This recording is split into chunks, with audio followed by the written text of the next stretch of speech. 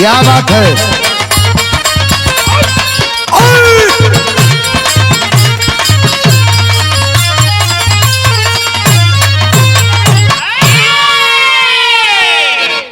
हर बार की भांति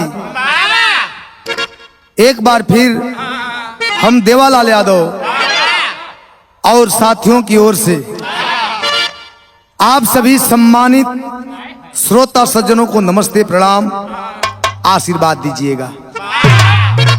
इस समय सोशल मीडिया पर सिर्फ एक ही चर्चा चल रही है, भरत तिवारी का इनकाउंटर। गरीब दलित अति पिछड़ों के लिए आवाज उठाना शासन और सरकार को रास नहीं आया और अपना ईगो बचाने के लिए एक युग पुरुष को इनकाउंटर में मार दिया गया। भरत तिवारी का बलिदान किसी एक व्यक्ति विशेष के लिए नहीं बल्कि पूरे देश के लिए समर्पित है और लाल किले पर फहरता हुआ तिरंगा उसके व्यक्तित्व की क्रांति को याद दिलाता रहेगा। और हम देवालाल यादव मंच के माध्यम से और कैसेट के माध्यम से हमेशा एक बात, एक संदेश देता रहता हूं, शेयर करता रहता हूं कि अपनी लड़ाई हमें खुद लड़नी होगी, क्योंकि यह प्रमाण है, इतिहास साक्षी है कि 100 साल बीतते बीतते इतिहास खुद को एक बार जरूर दोहराता है। एक बात याद रखिएगा, यह बिरहा हरिओम स्टूडियो आजमगढ़ से रिकॉर्ड हो करके भोजपुरी वर्ल्ड म्यूजिक चैनल से आप सबके बीच परोस रहा हूं। मन से सुनिएगा, क्या सही है क्या गलत है कमेंट में जरूर बताइएगा। आवे के बाद मास्टर।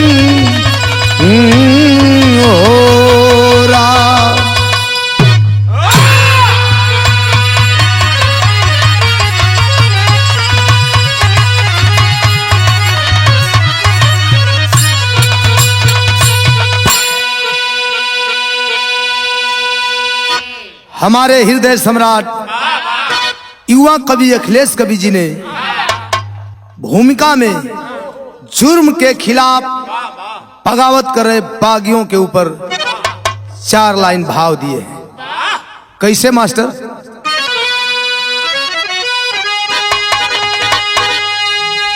जुर्म से जो बगावत करे सर्वदा, नाम इतिहास में होता उसका अमर। अरे दूसरों पर जो जीवन समर्पण किया, गर्व से ये जमाना करता कदर। जिस जिगर में हो संघर्ष जज्बा भरा, अरे दुश्मनों की चुनौती से लड़ता सदा। शान सम्मान से जो जिए जिंदगी, सबको करती फिदा उसकी हर एक अदा।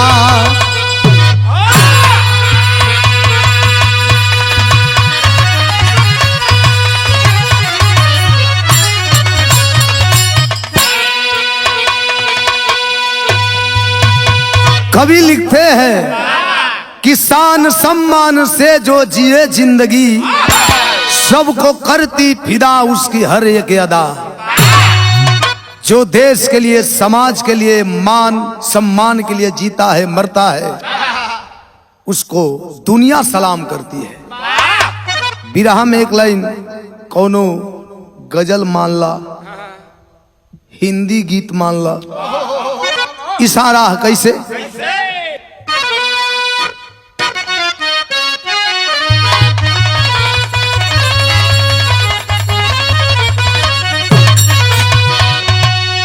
डर है, भय है, क्यों, किस बात के लिए? अरे हर कदम पर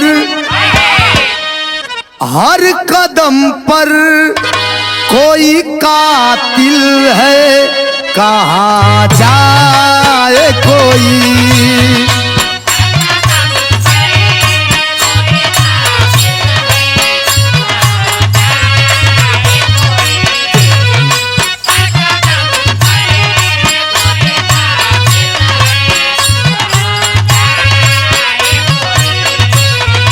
जिंदा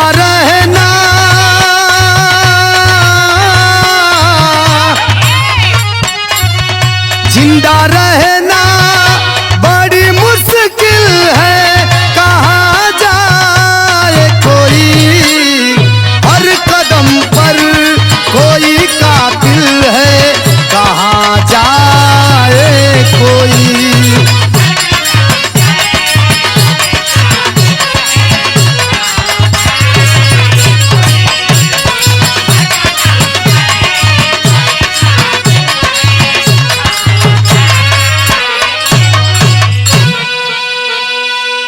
लेकिन कवि जी बिरहा में बड़ी खूबसूरत भाव लिखत हुवन, कैसे? अरे जो जहां में जीता मरता है दूसरों के लिए।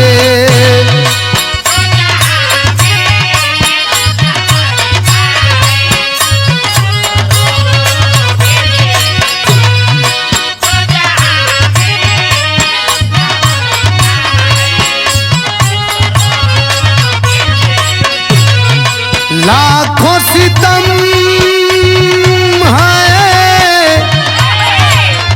लाखों सितम आए सहता है दूसरों के लिए।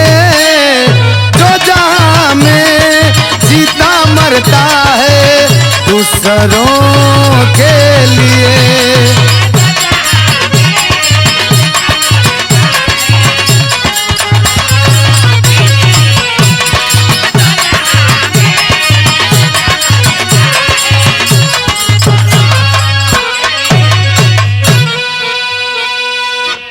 हमें से कवि जी बिरहा में नजम का लाइन से संकेत करते हैं, कैसे?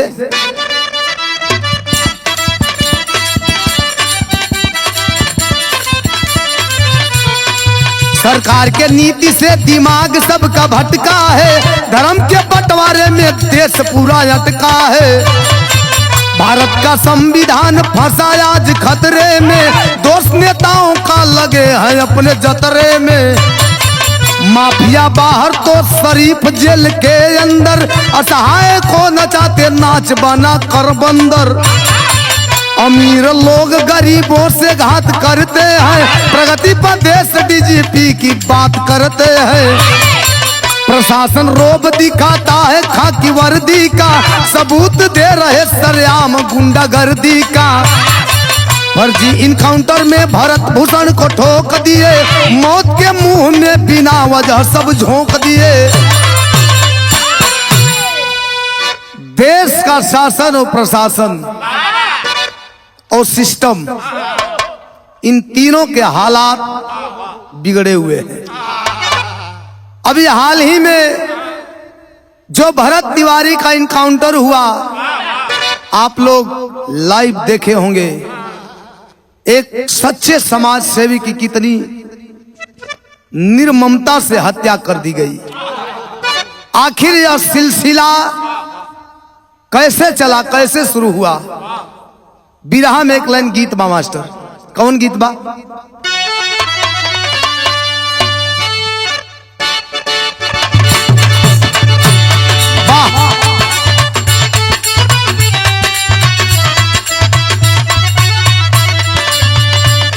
बड़ी सुंदर गीत बा, सामाजिक गीत बा।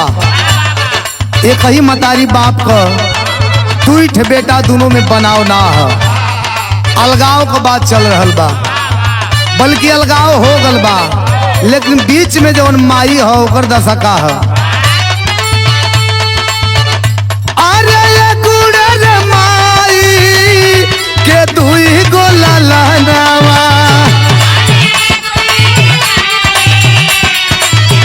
ये दुनियादारी है।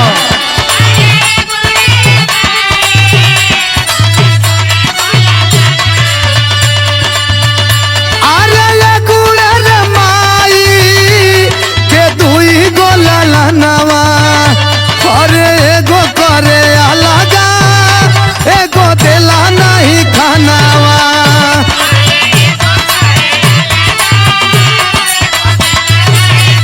बाहर दुनियादारी।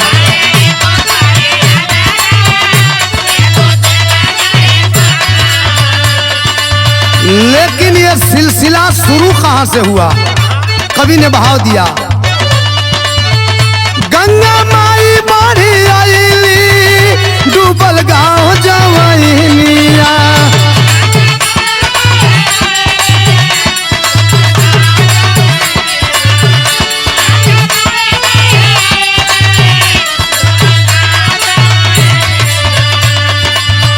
गंगा माई बाढ़ी आईली, डूबल गाँव जवैनिया। अरे ढही गईले घरवा, केहू के छूटी गईल दुनिया। अरे ढही गईल घरवा,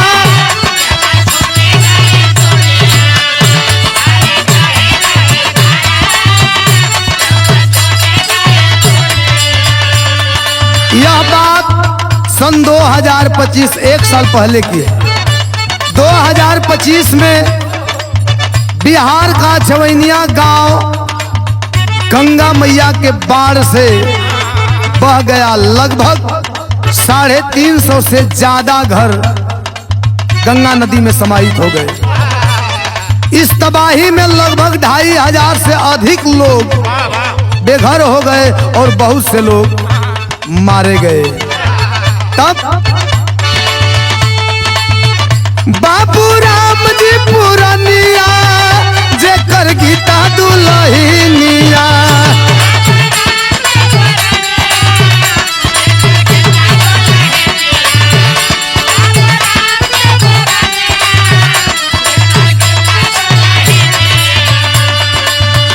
बाबू राम जी पुरनिया, जेकर गीता दुलहिनिया। अरे दबी मरी गईली, साथे बेटा बिटहिनिया। अरे दबी मरी गईली।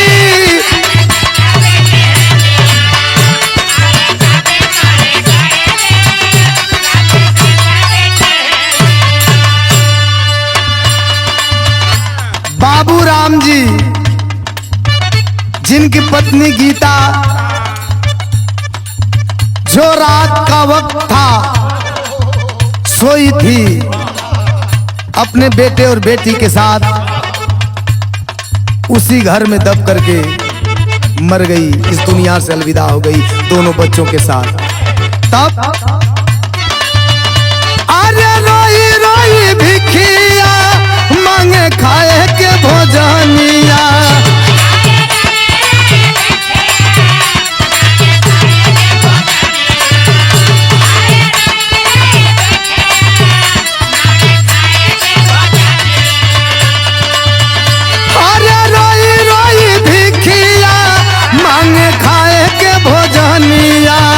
अरे भैली बेसहारावा, केहू सुने न बचनिया।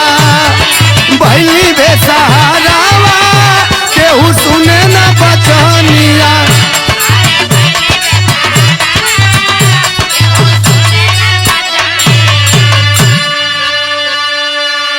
उसी जवैनिया गांव के रहने वाले बाबू राम भीख मांग रहे हैं, लोगों से अपना बीता हुआ कल के बारे में चर्चा कर रहे हैं। लेकिन उसी समय जवैनिया गांव के बाढ़ पीड़ितों के लिए एक इंसान फरिश्ता बन करके आया जिसका नाम था भरत तिवारी। भरत तिवारी की एंट्री होती है। आखिर भरत तिवारी कौन? कहानी के माध्यम से जो चर्चा का विषय बना हुआ है आगे लेके चलते हैं। भाव बदल गए हो मास्टर।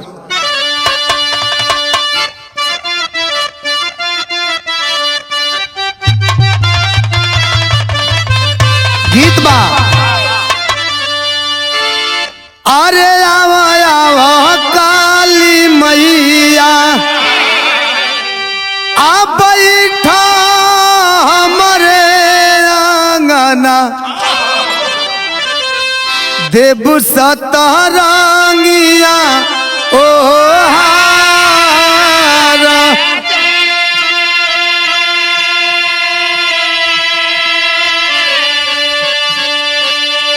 लेकिन कवि जी भाव में लिखत हुवन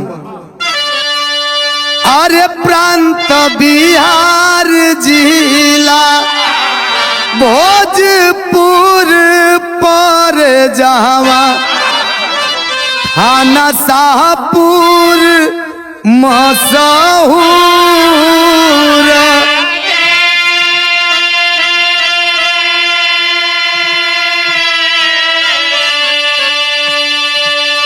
काशीनाथ तिवारी संगे अरे सुमन दुलहिनिया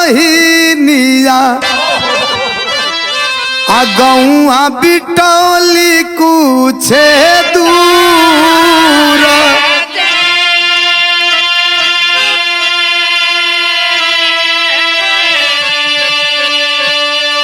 प्रांत बिहार के भोजपुर जिला शाहपुर थाना जो बड़ी मशहूर है और उसी थाने के अंतर्गत एक गांव जहां के रहने वाले काशीनाथ तिवारी पत्नी सुमन देवी और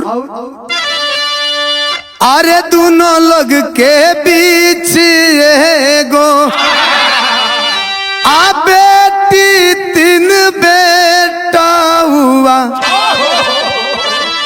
बसंत भरत चंदन कोहिनूर।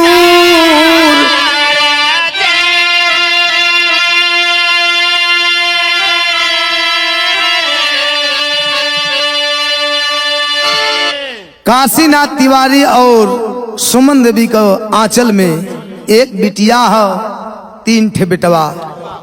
जेवना में बड़का बेटा बसंत तिवारी और दूसरे नंबर पे भरत भूषण तिवारी और तीसरे नंबर पे चंदन तिवारी। भरत भूषण तिवारी की चर्चा इस बिरहा में लेकर के आगे बढ़ते हैं। बिरहा में एक लाइन गीत लगल मास्टर। कौन गीत बा?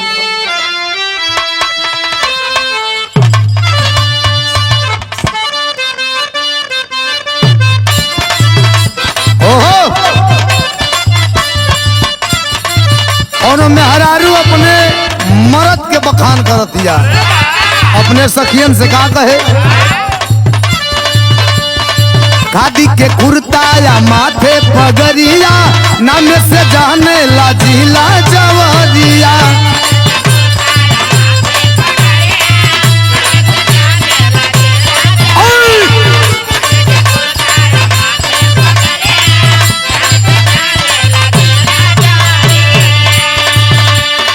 खादी के कुर्ता या माथे पगड़िया नाम से जाने ला जिला जवरिया। और झूठा हूँ के नहीं रंगदारी करेले ई भौकाला जवन कहता नहीं 100% सत्य बा। का कहे झूठा हूँ के नहीं रंगदारी करेले तो रंगबाज राजा घोड़ा के सवारी करेले।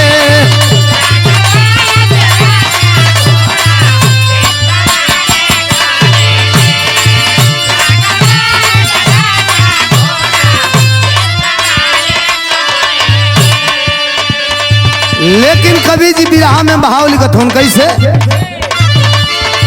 करे पढ़ाई काशीनाथ के दुलरुआ भैले जवान गांव घर के पहरुआ।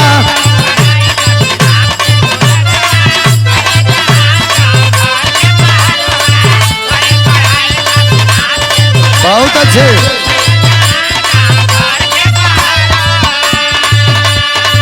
अरे पढ़ाई काशीनाथ के दुलरुआ भैले जवान गाँव घर के पहरुआ और गलत के विरोध में रंगदारी करेले। गलत के विरोध में रंगदारी करेले। तो जवन कोई नहीं करे भरत तिवारी करेले।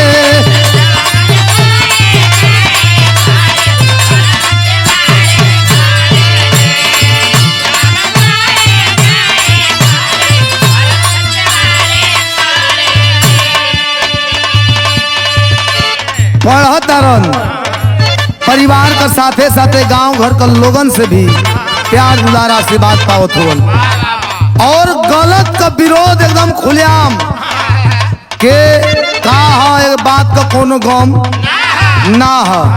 जहाँ कोई ना खड़ा होके ओइजा खड़ा भरत तिवारी होके।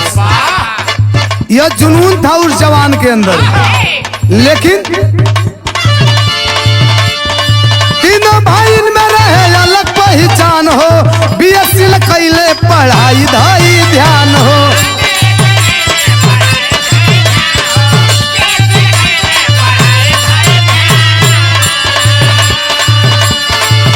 अरे मिलल नहीं सर्विस तो ठान ली हले।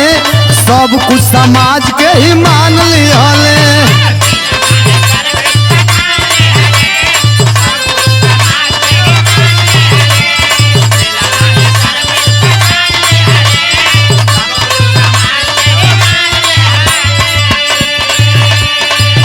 केहू से न झुके ना बेगारी करेले।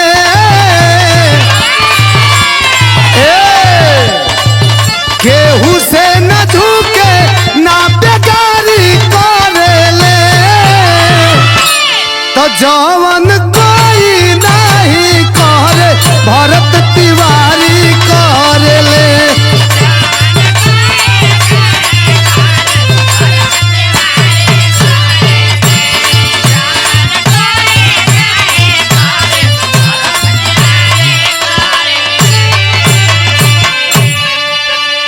बीएससी का पढ़ाई पूरा किए। बीएससी करने के बाद भी कोई सरकारी सर्विस नहीं मिली।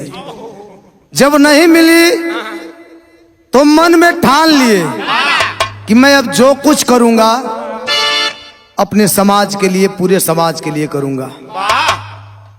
एक दिन बाबू माई आपस में विचार करत हुआ। विरहा में तर्ज बदल गई।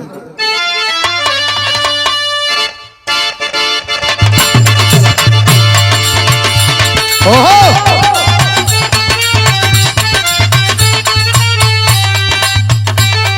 कौन दुल्हीन अपने दूल्हा के फोन लगा के वो रहन दे दिया। क्या कहे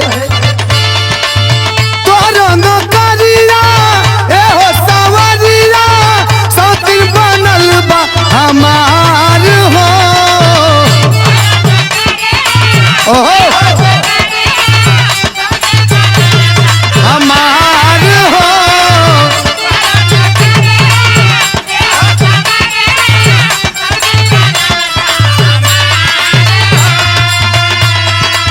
और क्या कहे हमरा शरीरिया। बात के समझी हमारा। हमरा शरीरिया खोजे तोरे के भिरिया। सब धन बड़ुए बेकार हो।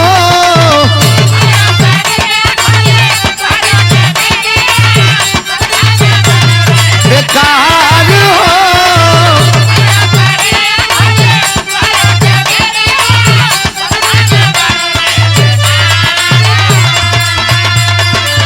फिर कह दिया और काहे खातिए पिया डलल से नूरावा।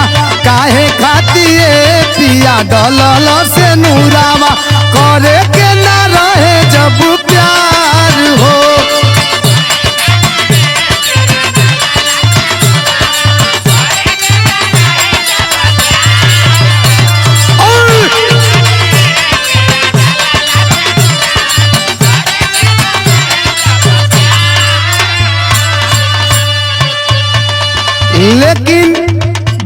तिवारी को माई बाबू काशीनाथ तिवारी और सुमन देवी आपस में राय विचार करत होन का आई बहुरिया बाप मतरिया आपस में करल विचार हो।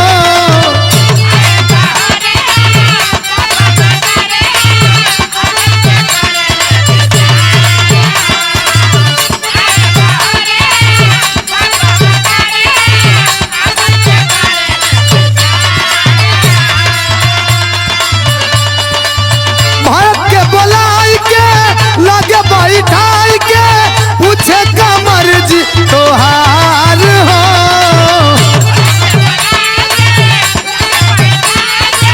पूछे कमर जी तोहार हो।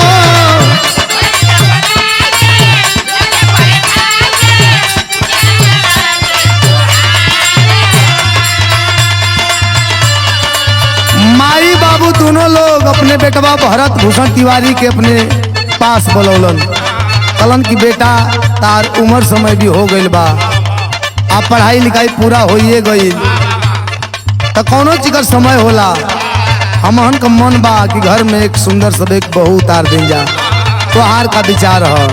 तो भरत तिवारी जवाब देते हैं क्या अरे हम नहीं करब बियाहवाए पापा हम नहीं करब बियाहवाए पापा साफे साफे कैले इनकार हो। हम नहीं करब बियाहवाए पापा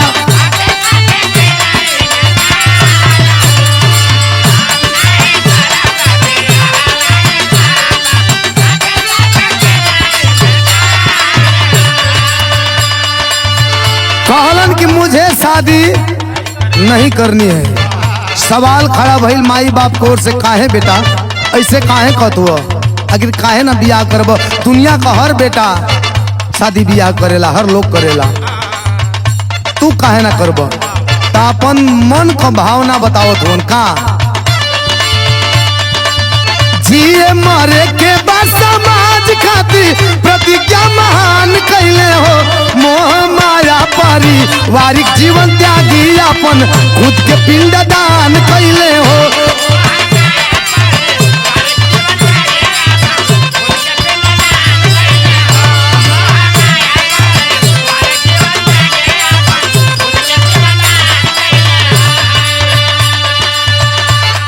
कहते हैं भरत भूषण तिवारी कि मुझे सामाजिक जीवन जीना है समाज के लिए जीना है समाज के लिए मरना है और किए क्या कि मोह माया से पारिवारिक जीवन से दूर होकर के और अपना खुद का पिंडदान जीते जी कर लिए और कहत होन का अरे हक के लड़ाई लड़ब दुखिया गरीब खाती हक के लड़ाई लड़ब दुखिया गरीब खाती मिली सबके न्याय अधिकार हो। हक के लड़ाई लड़ब दुखिया गरीब खाती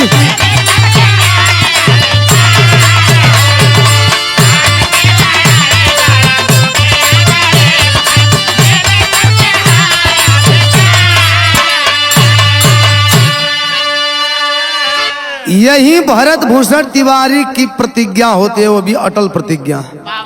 धीरे धीरे समय बीतता गया 2026 आ गया 2026 में जून के महीने में अपने गांव से बाहर आते हैं तो देखते हैं 50 से 60 लोग अपने परिवार के साथ रहने के लिए निवास विस्थापित कर रहे थे। भरत तिवारी जब उन लोगों के पास में जाते हैं तो कहते हैं क्या कर रहे हैं आप लोग ये सब कैसा व्यवस्था बना रहे हैं आप लोग। तो जवैनिया गांव के सारे लोग अपनी आप बीती कहानी बताते हैं कि बाढ़ में हम सबों का घर बह गया गंगा नदी में समाहित हो गया और सरकार के द्वारा यही जगह हमें गुजर बसर करने के लिए मिली है। फिर भरत भूषण तिवारी कहते हैं कि गड्ढे से निकल करके फिर गड्ढे में ही आ गए आप लोग ऐसे कैसे होगा। जिस खतरे से आप लोग दूर होना चाहते थे, खतरा तो यहाँ भी है। ये जून है, 1-1.5 महीने के बाद फिर वही अवस्था होगी। रुकिए आप लोग, मैं आप लोगों के लिए उचित प्रबंध करता हूँ। किए क्या, बिरहा में तर्ज बदल गई।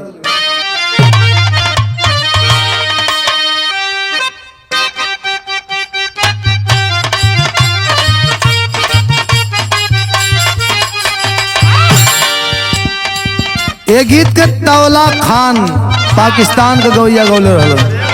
कैसे? अरे अच्छा सिला दिया तूने मेरे प्यार का, अच्छा सिला दिया तूने मेरे प्यार का, यार ने ही लूट लिया घर यार का।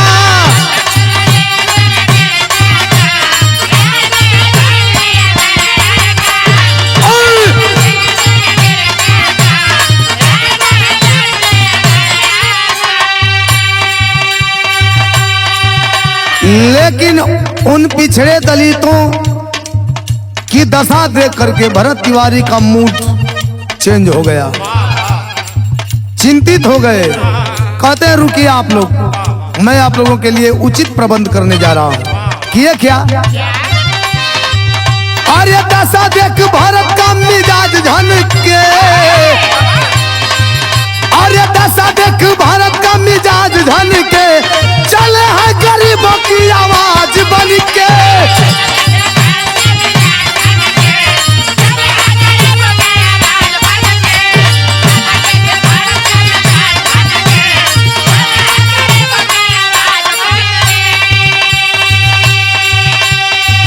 अरे बिजली पानी सड़क और भूमि के ऊंचाई,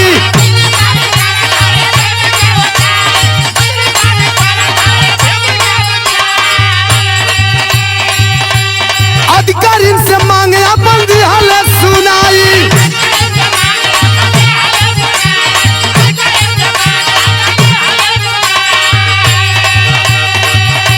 शेखर भगत सिंह का अंदाज बनके, शेखर भगत सिंह का अंदाज बनके, अरे चले हैं गरीबों की आवाज बनके।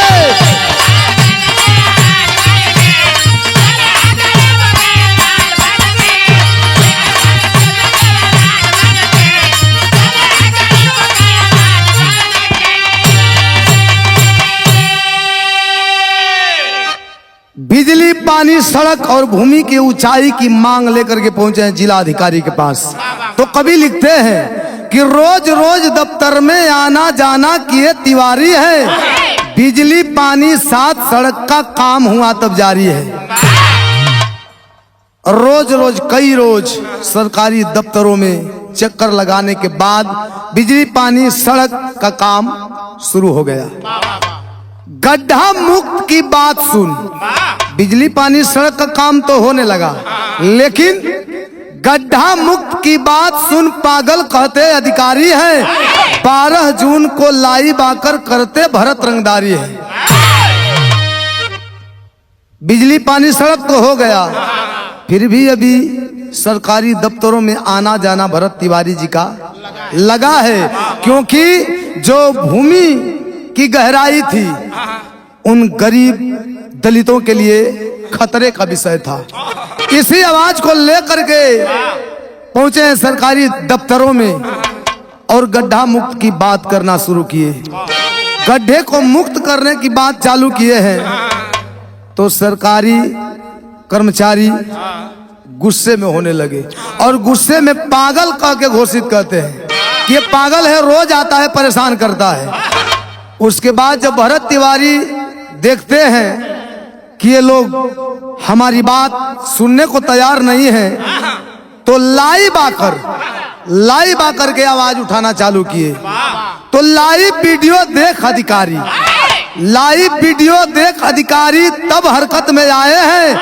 15 जून को पुलिस आई पर भरत को घर ना पाए हैं। भरत तिवारी का कई लाइव वीडियो आने लगा, अधिकारियों का माथा ठनक गया लाइव वीडियो में बात सुन करके।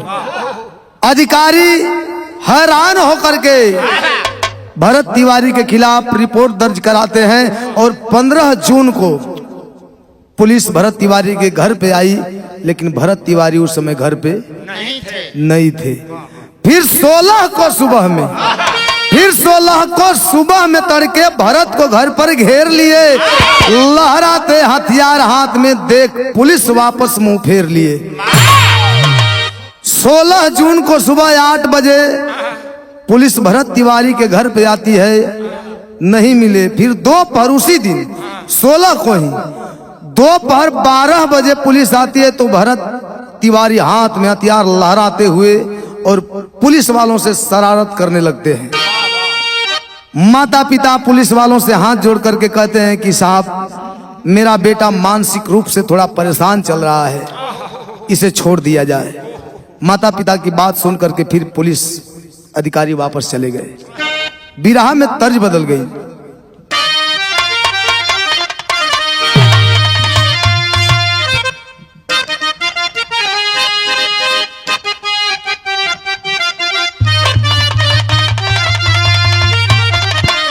तर्ज एवं गीत के स्वर्गीय रामदेव उस्ताद, स्वर्गीय बुल्लू उस्ताद और स्वर्गीय बेचन उस्ताद बड़ी मचल के गाँव है। कैसे कि मोर पिछुआरावा एक चिचली गुड़िया महाराजावा रे, अरे फूलवा फूललो को चनार महाराजावा रे। लेकिन कवि जी भाव देते हैं बिरहा में। कैसे भरत तिवारी का लहराता हुआ हथियार पुलिस वालों के दिमाग में खटक रहा था। यह लहराता हुआ हथियार उनके चेहरे के सामने नाच रहा था। तो 17 जून सुबह पहुंचे, अरे एसटीएफ के जवान कई पाया नावा हो, कई पाया नावा हो, अघेर लिहले भारत के मकान कई पाया नावा हो।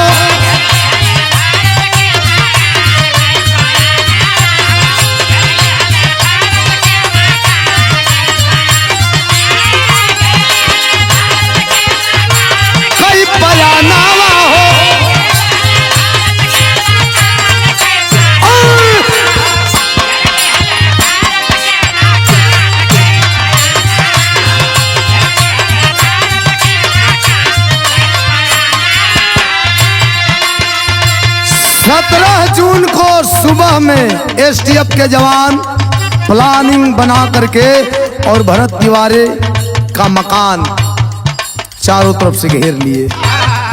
एसटीएफ का फुल फॉर्म होता है स्पेशल टास्क फोर्स, हिंदी में विशेष कार्यबल। हुआ क्या, अरे छतवा पर चढ़ी के गोली दागेला जवानवा, बाहर निकल के शेर कैले बायलानवा।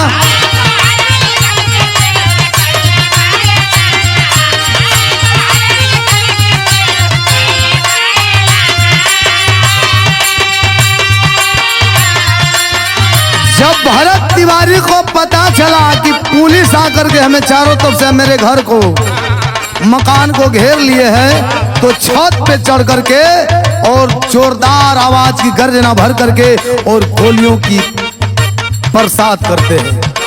आप लोग यह दृश्य जो मैं गा रहा हूं लाइव देखे होंगे, सभी ने देखा, पूरा हिंदुस्तान इस दृश्य को देखा कि भरत तिवारी छत पे चढ़ के और 1 2 3 गोलियां फायर करते हैं। जब फायर करते हैं तो पुलिस वाले कई कदम पीछे हटते हैं। फिर भरत तिवारी घर से बाहर आए, कहते हैं ठीक है हमारी बात सुनो, अगर बात करने आए हो तो बात करो, हमारी मांग पूरी करो, फिर ये हथियार आप सभी को सौंप दिया जाएगा। लेकिन कईले सरेंडर गोली, कईले सरेंडर गोली, मारे बेईमान कई पाया नावा हो, कई पाया नावा हो, डाल दिहले गाये में परान कई पाया नावा हो।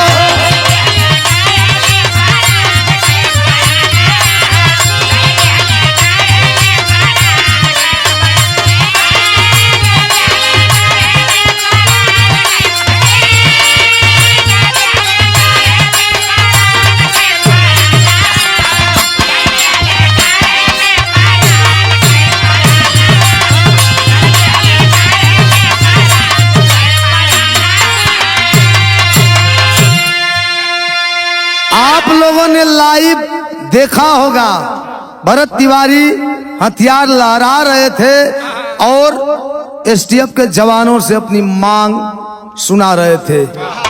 यह वीडियो लाइव चल रहा था। एसटीएफ के जवानों ने झांसा दे करके और सरेंडर करने पे मजबूर कर दिया। भरत तिवारी अपना हथियार फेंक करके अपने आप को सरेंडर कर दिए।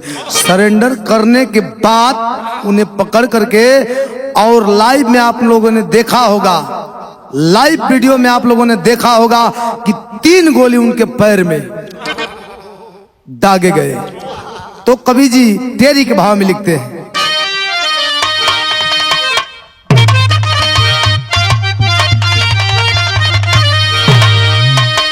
अरे सच्चाई पे कुर्बान हो गया, अरे सच्चाई पे कुर्बान हो गया, व्यर्थ न होगा भरत तिवारी का बलिदान। कवि लिखते हैं कि गैंगस्टर चाहे आतंकवादी, गैंगस्टर चाहे आतंकवादी, ना ही कोई फरेबी था, क्रांति का भाव था जिगर में जिसके, सच्चा समाज सेवी था। भरत तिवारी ना कोई गैंगस्टर था, ना ही आतंकवादी था। इस तरह का उसका कोई भी बैकग्राउंड नहीं था, फिर भी उसके साथ गैंगस्टरों की तरह, आतंकवादियों की तरह व्यवहार किया गया इस प्रशासन के द्वारा, शासन के द्वारा। लेकिन जब भरत तिवारी को गोली लगी तो एसटीएफ के जवान लेकर के चले हैं इलाज कराने के लिए। तो शाहपुर से आरा में, शाहपुर से आरा में आरा से पटना लाए हैं, बच न पाए भरत तिवारी, मृत घोषित कर खबर भेजवाए। शाहपुर रेफरल हॉस्पिटल से आरा के सदर अस्पताल में रेफर किया गया और आरा के सदर अस्पताल से बाद में पटना के medical college and PMCH hospital में रेफर कर दिया गया और इलाज के दौरान भरत तिवारी को मृत घोषित करके यह खबर पिठवा दी गई। लेकिन जिस दिन भरत तिवारी का इनकाउंटर हुआ, उसी दिन गिरफ्तार हुआ, उसी दिन भरत तिवारी के पिता को सुबह से ही थाने पे बैठा करके पुलिस वाले रखे थे। ए भैया बाबू हवन, बाबू का मन घबराता जब सुना कि हमरे बेटवा के गोली लगल बा, इनकाउंटर भयल बा, बेटा अस्पताल में, तो मन घबराता। आ घबरात बा तो रोवत हवन और पुलिस अधिकारी से रो रो के अर्जी लगावत हवन। बिरहा में कवि जी भाव लिखत रन,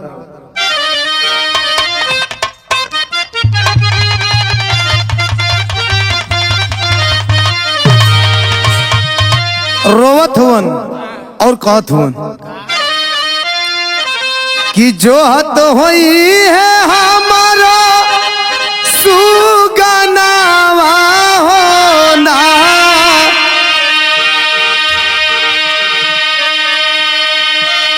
कवनो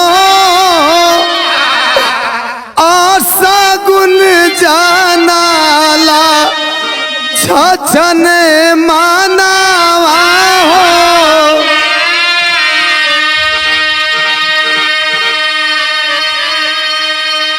घबरात हवन कि साहब मुझे जाने दीजिए, मेरा बेटा मेरा इंतजार कर रहा होगा, साहब मुझे जाने दीजिए। लेकिन पुलिस वाले सुन कहाँ रहे, मरी गईले भारत तोहर मिलल बा खबरिया, छाती पीटी रोवे बाबू बारी से नजरिया। 1-1.5 घंटे 2 घंटे बाद खबर आई है कि आपका बेटा भरत तिवारी इलाज के दौरान ही मर गया, इस दुनिया से अलविदा हो गया, नहीं रहा। बाबू का करेजा फाटत बाहो बाबू, छाती पीट पीट के रोवत हो, अपने बेटवा के याद करके आ रो के इहे कहत होन का। जब लाश सामने आई है, जब अपने बेटे के मृत शरीर को निहार रहे हैं और निहार करके कहते क्या है कि उठ बेटा पापा तोर समानावा होना आए ही खातिर जियाते कैला पिंड दानावा होना।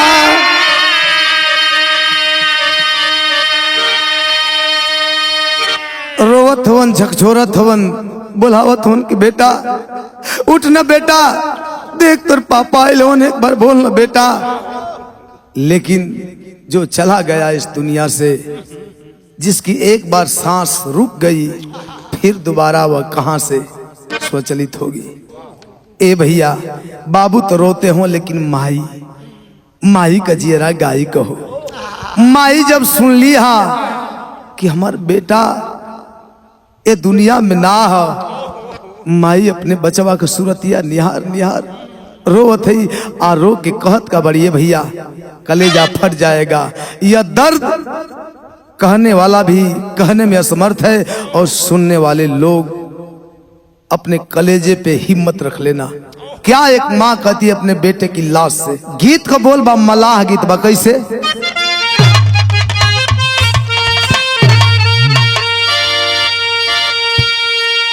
अरे सुतला गंगा माई के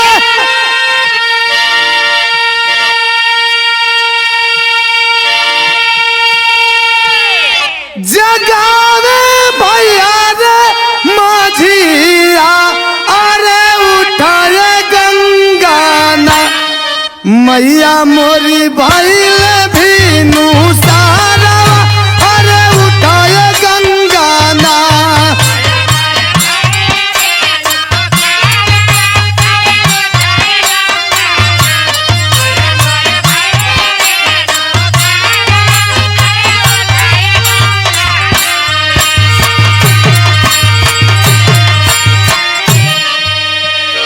लेकिन एक माँ के सामने उसके बेटे की लाश पड़ी हुई है, माँ रो रही है और रो करके कहती है क्या?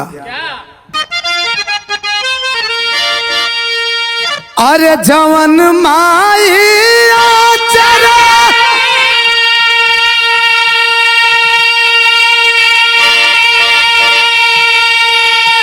में कैलाश पाला नवा ओढ़ाई कोई से अपने लाल के काफनवा ओढ़ाई कोई से।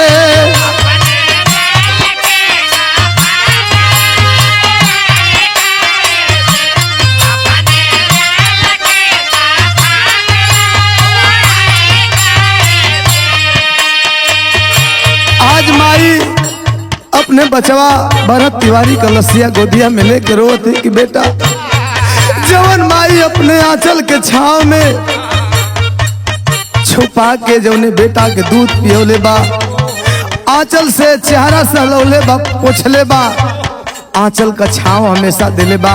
आज उहे माई कोई हाथ से अपने बेटा के कफन कैसे उड़ा सकेले? ई कैसे हो सकेला? माई रो तारी, देखे वाला लोगन का करेजा फाटत भाई बाबू। कह तारी तू तो कैला ने कि तोहरा साथ भाईल छलो,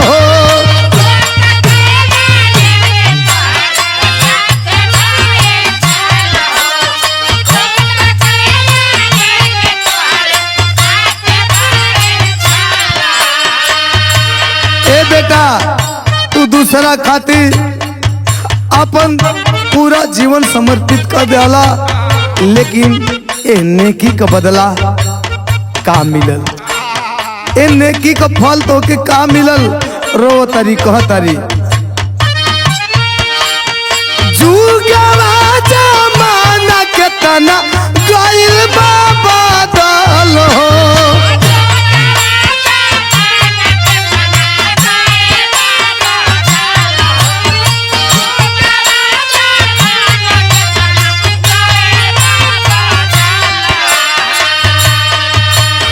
जमाना कितना बाउर हो गल बा, कितना बदल गल बा। हे बेटा, ए समाज खातिर तू अपन पूरा जीवन दाव पर लगा देला, लेकिन एक परिणाम सामने बा। सीधा उल्टा बयल, माई अपने बचवा का देहिया निहारत है, पूरा शरीर निहारत है, और रोवतारी कहतरी गोलिया से छेद हमारे हीरा के बदनवा, ओढ़ाई कोई से अपने लाल के कफनवा, ओढ़ाई कोई से।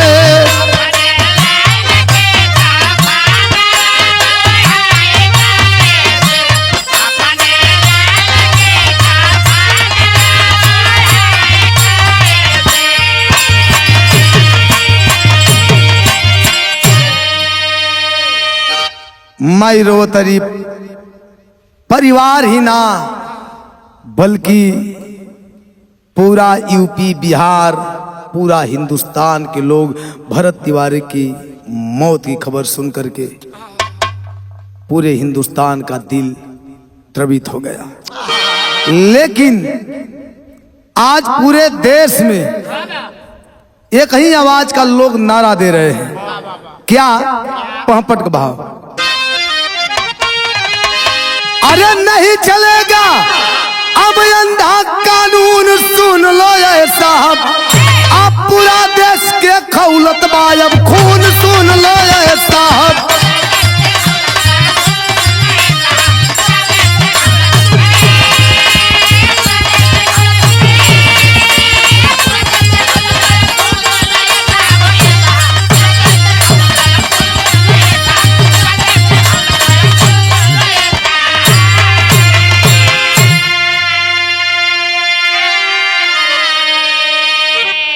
पूरा देश शासन और प्रशासन के खिलाफ खड़ा है, खून खौल रहा है सबका, और आवाज आ रही है क्या?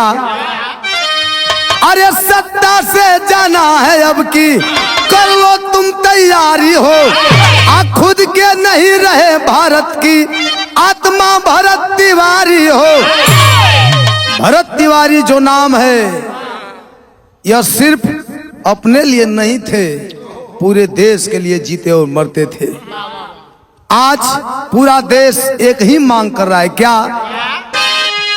अरे सीएम तो इस्तीफा, यही जुनून सुन लो ये साहब, असरम कहाँ बैठे हो यखिया खून, सुन लो ये साहब।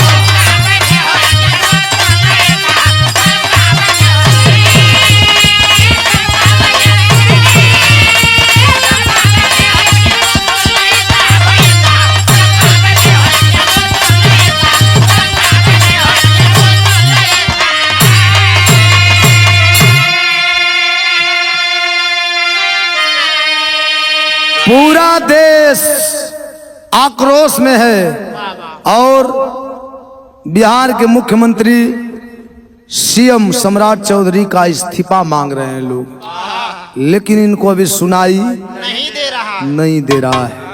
कवि जी आल्हा के भाव में लिखत हुए,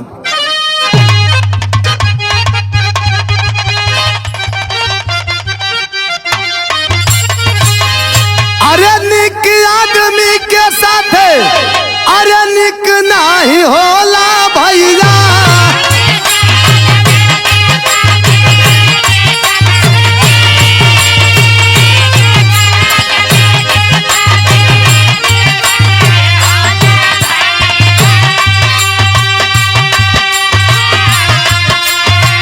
कहीं ना कहीं से कौन लागे बेवधान,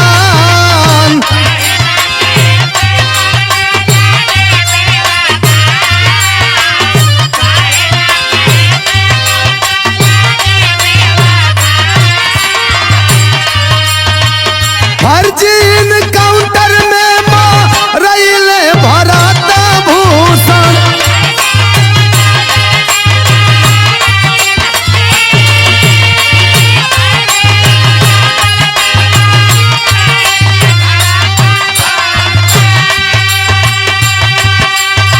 सीबीआई जांच बैठल करे के निदान,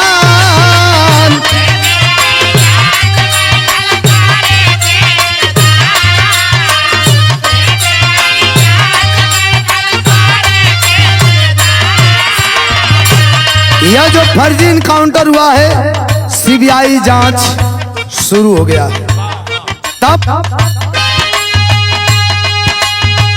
पोस्टमार्टम भइल, 5 गोली मारल गइल पंचो।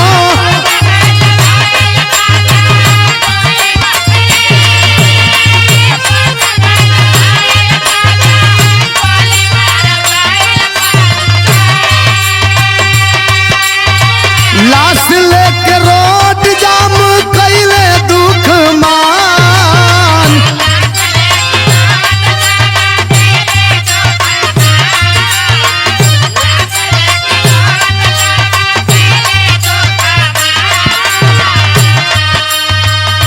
जब लाइव चल रहा था इनकाउंटर से पहले भरत तिवारी के मोबाइल से, तो सबने देखा कि पुलिस वालों के द्वारा 3 गोलियां चलाई गई उसके पैर में, लेकिन जब पोस्टमार्टम हुआ तो 5 गोली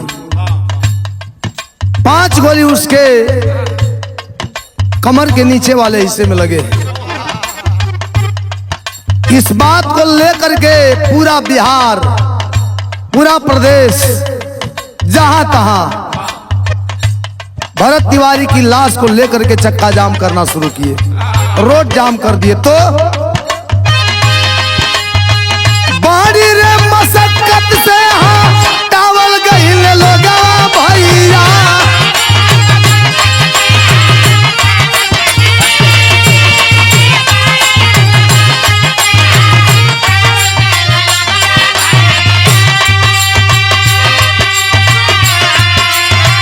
अंतिम संस्कार जाके भइल शमशान।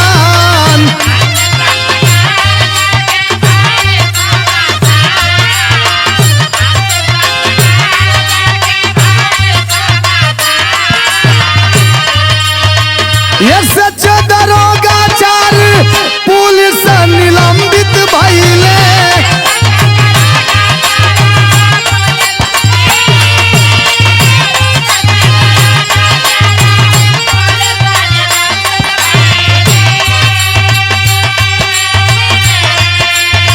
लाइव देखी पोल खुलल गइल सभे जान।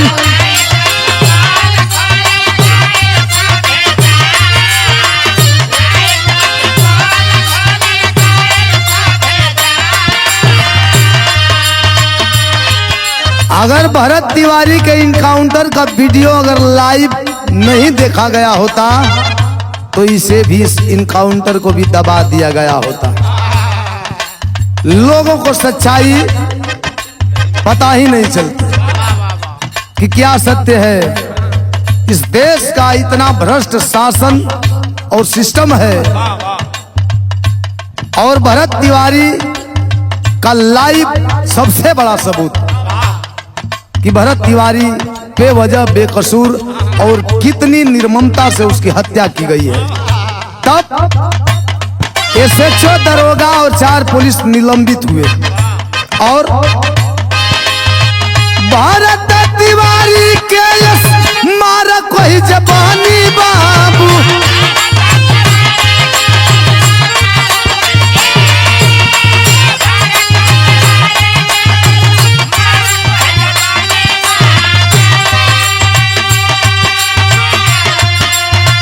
इनकाउंटर भइल जहवा खून के निशान।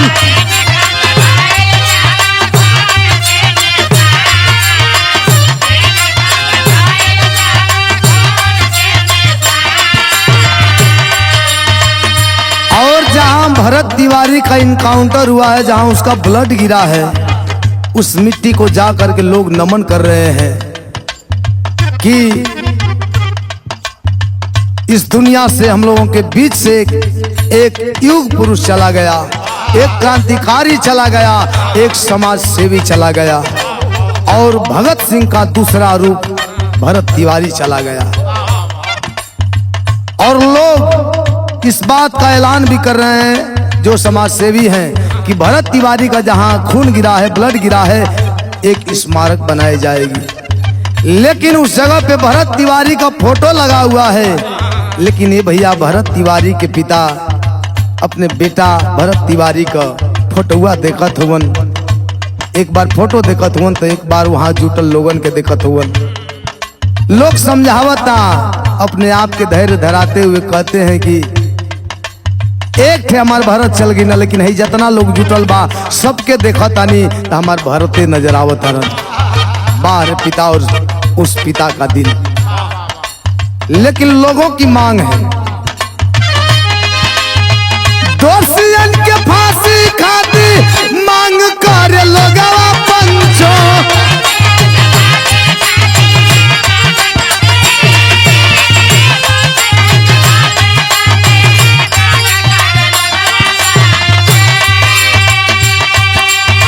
जनता के हुजूम देखी शासन परेशान।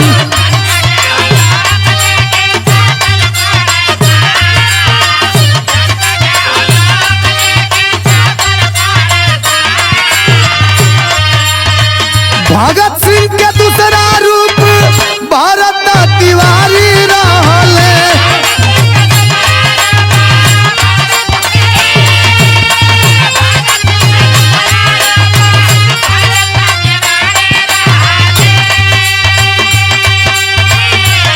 अरे हक के लड़ाई लड़के दे जले परान। कुछ भ्रष्टाचारी लोग हैं, मीडिया वाले पहुंच करके इस बात की चर्चा कर रहे हैं कि आज भरत भूषण तिवारी को लोग भगत सिंह का अवतार, कोई चंद्रशेखर आजाद का अवतार बता रहा है। लेकिन कुछ भ्रष्टाचारी हैं, दुराचारी हैं जो कहते हैं कि अपराधी था, गैंगस्टर था, आतंकवादी था, मारा गया। उन चूतियों को ये पता नहीं है कि मरने वाले के पीछे जो भीड़ होती है वो भीड़ साबित कर देती है कि आखिर वह अगला इंसान कैसा था, किस व्यवहार का और कैसे व्यक्तित्व का था। लेकिन मरने से पहले भरत तिवारी कहे थे कि मेरा अंगदान देश के फौजी जवानों के लिए कर दीजिएगा आप लोग, और मेरी मोबाइल मेरे माता और पिता को सौंप दीजिएगा। हमरे बिरहा का आखिरी भाव, खड़ी का भाव।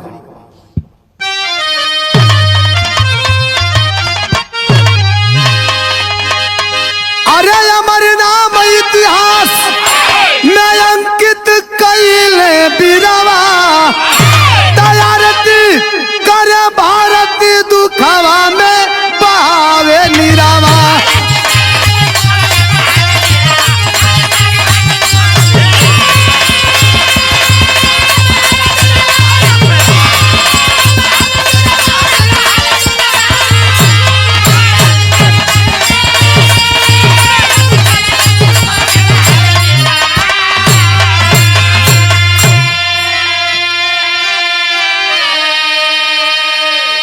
अमर नाम इतिहास में अंकित कैले बिरवा। आरती करे भारती दुखवा में बहावे निरवा। आज पूरा देश भरत तिवारी के गम का प्रस्ताव कर रहा है, भरत तिवारी के जाने का शोक मना रहा है। लेकिन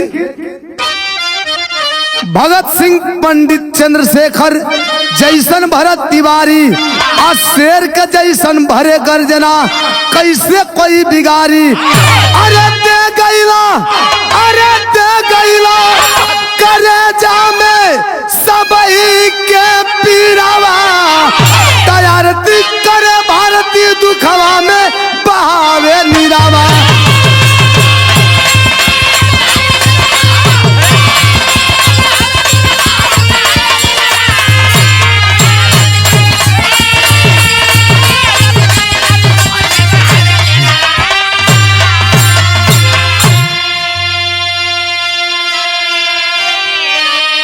गुरु बिहारी गुरु गणेश तिरंगा मेरा शान।